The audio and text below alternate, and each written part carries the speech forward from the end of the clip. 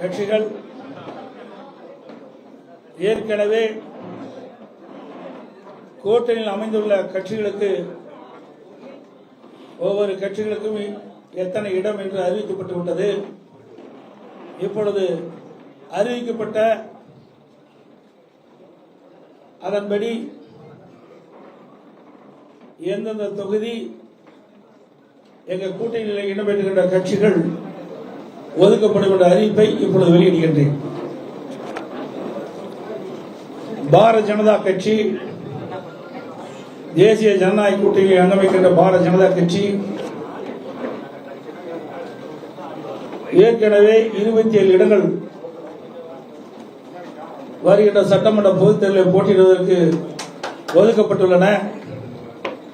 அதில் 27 தொகுதிகளுடைய பின்வருமாறு: 1 மயிலாப்பூர், 2வது தளி, 3வது மொடக்குறிச்சி, 4வது உதகமண்டலம், 5வது அமனாசி, 6வது திருப்பூர் தெற்கு, 7வது கோயம்புத்தூர் வடக்கு, 8வது கந்தர்வக்கோட்டை, 9வது புதுக்கோட்டை, 10வது திருப்பத்தூர், 11வது மதுரை தெற்கு, 12வது சாத்தூர், 13வது திருச்செந்தூர், 14வது வாசுதேவநல்லூர், 15வது ராதாபுரம், 16வது நாகர்கோவில், 17வது விளவன்கோடு, 18 ஆவடி, 19வது திருவண்ணாமலை, 20வது தஞ்சாவூர்,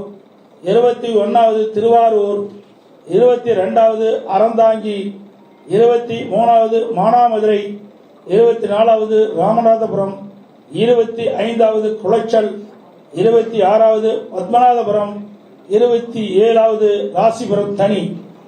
இந்த 27 சட்டமன்ற தொகுதியிலும் பாரதிய ஜனதா கட்சி போட்டியிடும்.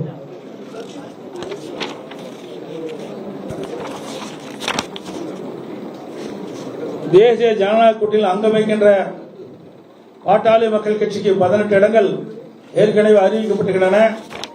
அந்த 18 இடங்களில் உள்ள சட்டமன்ற தொகுதியிலே எந்தெந்த தொகுதிகள் ஒதுக்கப்பட்ட விவரத்தை இப்பொழுது தெரிவிக்கின்றேன். 1 சேலம் மேற்கு, 2வது தர்மபுரி, 3வது பெண்ணாகரம், 4வது விக்கிரவாண்டி, 5வது சோளிங்கர், 6வது மயிலாடுதுறை, 7வது திருப்போரூர், 8வது உத்திரமேரூர், 9வது ஜெயங்கொண்டம், 10வது போலூர், 11வது செஞ்சி, 12வது விருதாச்சலம், 13வது ரிஷிவந்தியம், 14வது காட்டுமன்னார் கோயில், 15 கீழ்வேலூர், 16 பெரம்பூர், 17 சேலம் வடக்கு, 18 அம்பத்தூர். இந்த 18 சட்டமன்ற தொகுதிகள் பாட்டாளி மக்கள் கட்சி போட்டியிடும்.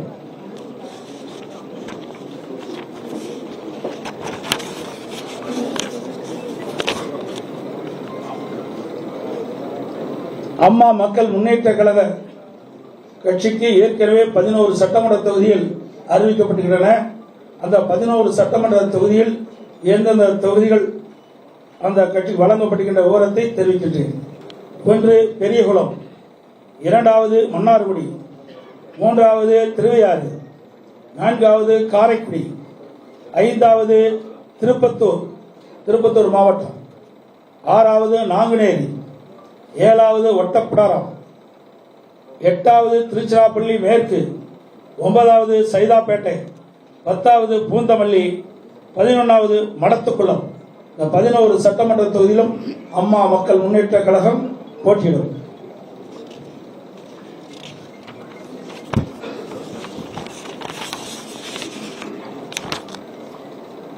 தமிழ் மாநில காங்கிரஸ் கட்சிக்கு 5 சட்டமன்ற தொகுதிகள் ஒதுக்கப்பட்டுள்ளன. அந்த தொகுதியினுடைய விவரங்கள்: 1 ஒட்டஞ்சத்திரம், 2 ஈரோடு மேற்கு, 3வது ராணிப்பேட்டை, 4வது கிள்ளியூர், 5வது கும்பகோணம். இந்த 5 சட்டமன்ற தொகுதியில் தமிழ் மாநில காங்கிரஸ் கட்சி போட்டியிடும்.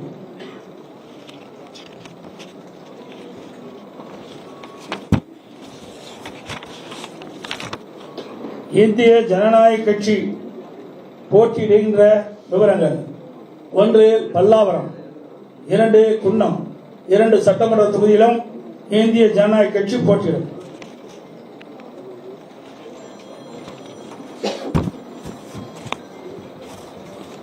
தமிழக மக்கள் முன்னேற்ற கழகத்திற்கு ஒரு இடம் ஒதுக்கப்பட்டிருந்தன. அதனுடைய விவரம்: விருதுநகர் மாவட்டம் ராஜபாளையம் சட்டமன்ற தொகுதி ஒதுக்கப்பட்டிருந்தது.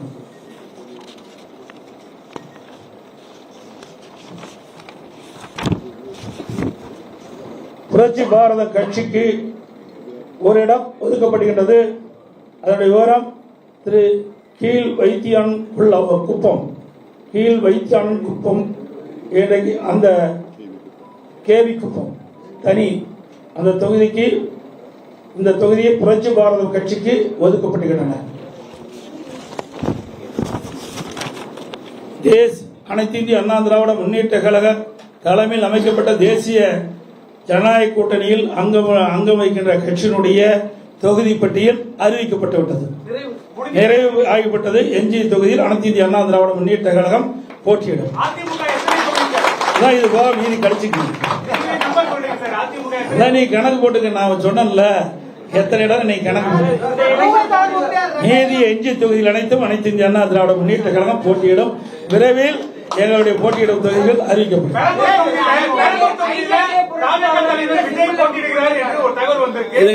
பெரம்பூர் தொகுதியில தாவேக தலைவர் விஜய் போட்டியிட இருக்கிறார் தகவல் சொல்றாங்க. அவர்களை எதிர்த்து அதிமுக நேரடியாக களம் காணவில்லையா? இது என்ன கேள்வி? கூட்டணின்னு அமைத்த பிறகு எல்லாம் சமமா தான் பார்க்கணும். இவர் பெரியவர் அவர் பெரியவர் அங்க இடம் கிடையாது. எங்க கூட்டணி பொறுத்த வரைக்கும் அனைவரும் சமம். எல்லா கட்சிக்கும் பலம் இருக்கின்றது. ஒவ்வொரு கட்சியும் சேர்ந்தால்தான் வெற்றி பெற முடியும். சிறுதுளி பெருவெல்லம். ஆகவே இந்த கட்சி சின்னது அந்த கட்சி சின்னதெல்லாம் இங்க இடமே கிடையாது. இங்கே எங்க கூட்டணியில் அங்கம் வைக்கின்ற கட்சிகள்லாம் ஒரே விவரம் தான் பார்க்கிறோம். எங்க கட்சி அத்தனை பேரும் ஒரு முகமாகத்தான் பார்க்கிறோம். அதனால அனைத்து கட்சி எங்க 234 தொகுதியிலும் எங்களுடைய கூட்டணி கட்சியுடைய வேட்பாளர்கள் வெற்றி பெறுவார்கள். அதிமுக ஆட்சி.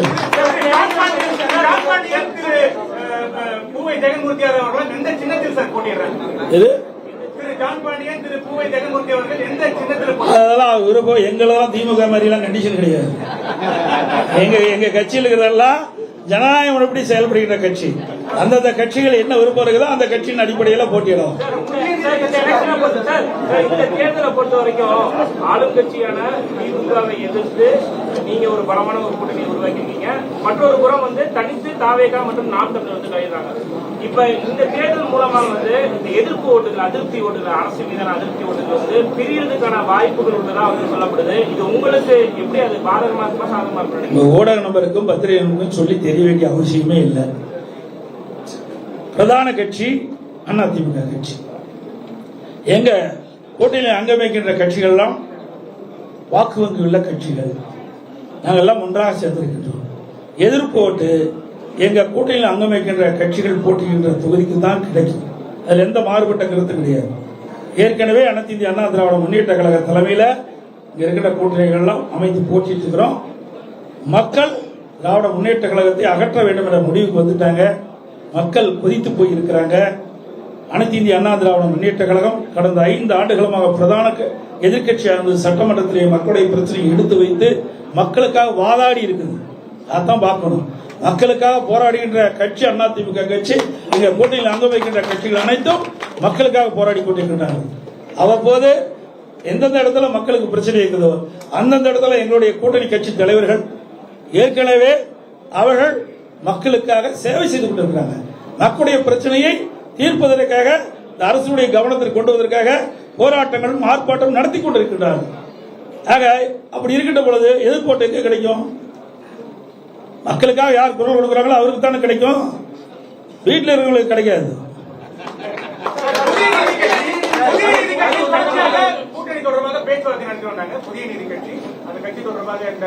அதாவது அறிவிப்பு இல்லையெல்லாம் இருக்காதுங்க. எங்களுக்குள்ள பல இது இருக்குது. எங்களுக்குள்ள பேச்சுவார்த்தை இருக்குது. சில கட்சிகள் இருப்பாங்க, சில கட்சிகள் வைக்க மாட்டாங்க. போனதை கூட புதிய நீதி கட்சி எங்களோட இருந்து பணியாற்றினாங்க. அதனால நீங்க இந்த கட்சியில் சீட்டு இல்லை அந்த சீட்டு கட்சியெல்லாம் நினைக்காதீங்க. எங்க கூட்டில் அங்கம் வைக்கின்ற கட்சிகள் அனைத்துமே ஒருமித்த கருத்தோடு இருக்கின்ற கட்சிகள். இதுல 283 இடங்களுக்கு மேல தற்காலிக குட்டைகள் அமைத்து வாக்காளர்கள் அடைச்சு வச்சு சாப்பாடு, அவங்களுக்கு பிரியாணி, சரக்கு, காசு எல்லாம் கொடுக்கறதா இன்னைக்கு புகார் கொடுத்திருக்காங்க. ஏற்கனவே கடந்த தேர்தல் இதே மாதிரி அட்டுழியம் பண்ணிருக்காங்க. கொளத்தூர் அண்ணா நகர் சட்டமன்ற தொகுதியில வாக்காளருடைய கைபேசி எண்ணை வாங்கி கூகுள் பே மூலமா பணம் அனுப்புறதா சொல்றாங்க. இதையெல்லாம் தயவு செய்து பத்திரிகையில போடுங்க, ஊடகத்துல போடுங்க, மக்களுக்கு தெரியட்டும். இதையெல்லாம் கொண்டு போய் சேர்க்கக்கூடிய பொறுப்பு ஊடகத்துக்கும் பத்திரிகை தான். நாங்க தேர்தல் ஆணையத்துக்கு தான் கொடுப்போம். ஆனா பத்திரிகை என்பது, ஊடகம் என்பது மிகப்பெரிய ஆயுதம். இதை நீங்க பயன்படுத்தி நாட்டில் நிலவுகின்ற பிரச்சனையை, நீங்க சொன்ன மாதிரி இன்னைக்கு கரூர்ல பூரா கொட்டகை போட்டு வச்சிருக்காங்க. ஆடு மாடு அடைக்கிற மாதிரி மக்களை அடைக்கின்ற ஒரே கட்சி திமுக கட்சி. பண பலத்தை வச்சு மக்களை விலைக்கு வாங்கலாம்னு நினைக்கிறாங்க. அது ஒருபோதும் நடக்காது. இவருடைய 5 ஆண்டு கால ஆட்சியை மக்கள் பார்த்துட்டாங்க. ஆக இன்றைக்கு மக்கள் இந்த ஆட்சியை தூக்கி எறிய தயாராகிவிட்டார்கள். எந்த கொட்டகை போட்டாலும் மக்களுடைய மனதை மாற்ற முடியாது. அதனால ஊடக நபர்கள், பத்திரிகை நபர்கள் அருள்கூர்ந்து வேண்டி கேட்டுக்கொள்வது, இந்த கொட்டையெல்லாம் காட்டுங்க. எங்கிட்ட தான் கேள்வி கேட்கறீங்க, இந்த கொட்டையை காட்டுங்க, தயவு செய்து காட்டுங்க. தேர்தல் ஆணையத்துக்கு போகட்டும். நாங்கள் ஏற்கனவே எங்களுடைய மாவட்ட செயலர் திரு விஜயபாஸ்கர் அவர்கள் மாவட்ட ஆட்சித்தலைவர்கிட்ட கொடுத்திருக்காரு, காவல்துறையிட்ட கொடுத்திருக்காரு. அவர்களாம் என்னங்கிறாங்க, தனியார் இடத்துல போட்டிருக்காங்க, அங்கெல்லாம் ஆடு மாடு அடிக்கிறாங்க. ஆடு மாடுனா மக்கள் தான் ஆடு மாடா நினைக்கிறாங்க. ஏன்னா ஆடு மாடா நினைக்கல, மக்களை ஆடு மாடா நினைக்கிற ஒரே கட்சி திமுக கட்சி தான்.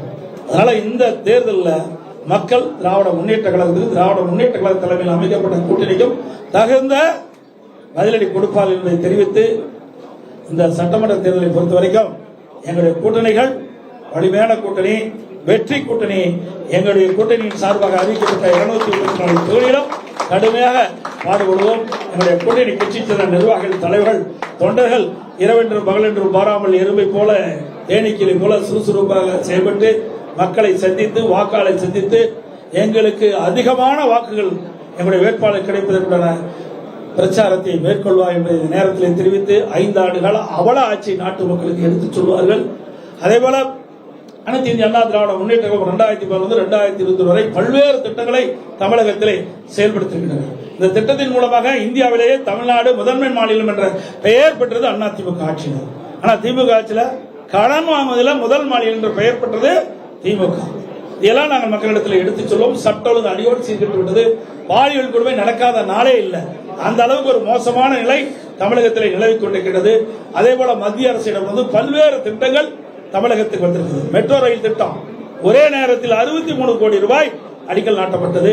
மத்திய உள்துறை அமைச்சர் மரியாதைக்குரிய அமித்ஷா அவர்கள் இங்கே அடிக்கல் நாட்டினார். அதோட பல சாலைகள், தேசிய நெடுஞ்சாலைகள் அமைக்கப்படுகின்றன. அதேபோல விமான போக்குவரத்துக்காக இன்றைக்கு அதனுடைய கட்டமைப்பு எல்லாம் விரிவுபடுத்தப்படுகிறது. புதிய விமான நிலையங்கள் பாத்தீங்கன்னா தூத்துக்குடி திறந்திருக்கிறாங்க, திருச்சி திறந்திருக்கிறாங்க.